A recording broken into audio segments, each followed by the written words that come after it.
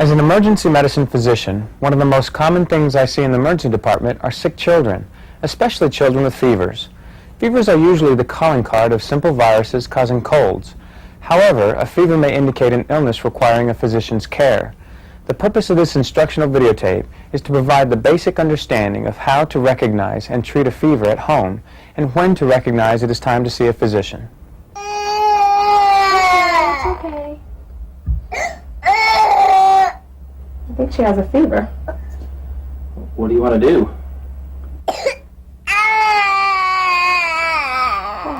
Okay, what should we do? What is a fever anyway?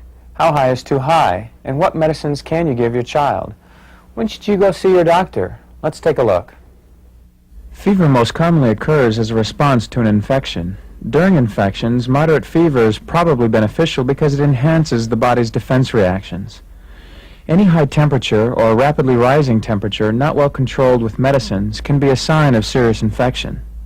About 1/4 of pediatric patients who visit the emergency department have a fever as a sign or symptom. The vast majority of these patients have simple illnesses caused by viruses that go away on their own after a few days. Some result from bacterial infections that can be treated at home. Antibiotics like penicillin and amoxicillin kill bacteria. These antibiotics do not work against viruses. If the fever is caused by a virus such as the flu, chickenpox, or a cold, the best thing to do is to give plenty of fluids, maintain fever control with fever medicines, and let the virus run its course. So, what is the best way to take a child's temperature? There are a variety of ways to measure body temperature. If your child is less than 3 years old, a rectal temperature is the most accurate. However, skin temperature from the armpit are easier to do at home with less risk of hurting the child. Oral temperatures are appropriate for children older than 4 years. Newborn children less than 1 month old do not get a fever from illness the way older children do. These newborns react to illness with poor feeding, inconsolable crying, difficulty breathing, or just plain do not look well. Any newborn child with these symptoms should be evaluated by a physician immediately.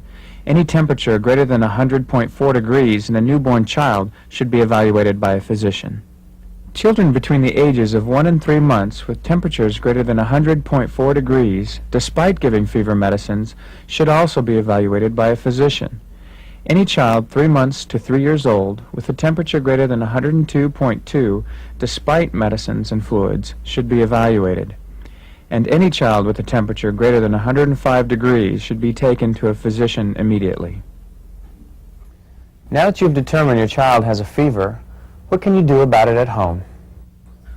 One of the most important things is to ensure your child drinks plenty of fluids. In the newborn, that means breast milk or formula or an electrolyte fluids that is specifically made for infants. In the older child, juice, water, or sports drinks are the best fluids to give. Diluting the juice is important and may ease an upset stomach caused by too much sugar.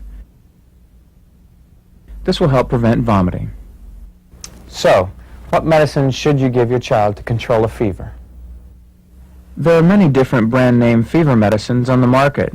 There are 2 basic generic types, acetaminophen and ibuprofen.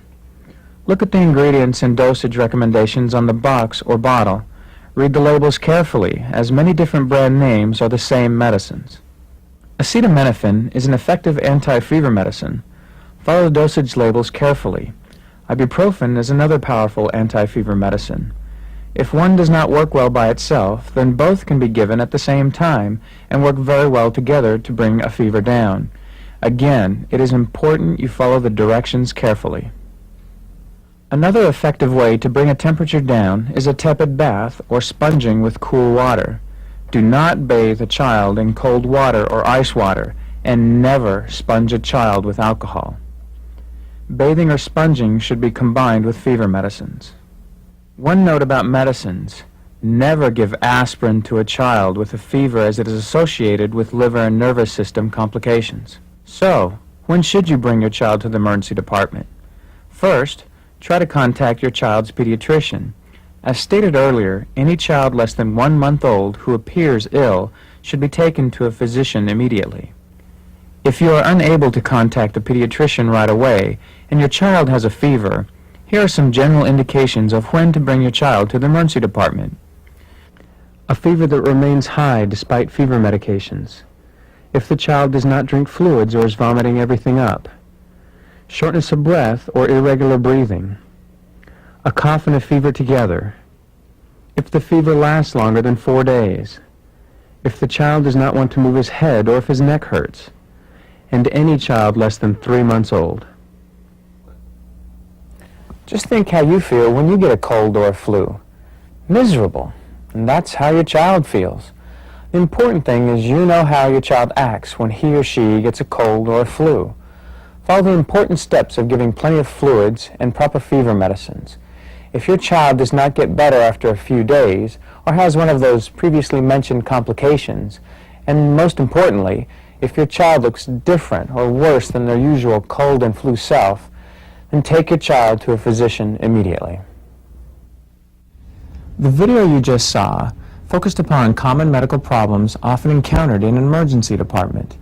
Many of these problems can be managed by primary care physicians, such as family practitioners, internists, and pediatricians, and others. As a first step towards managing your health care, we urge you to contact your primary care physician, as they are typically acquainted with your medical history and can maintain continuity in your care. If you do not have a regular physician, we strongly encourage you to establish a relationship with one.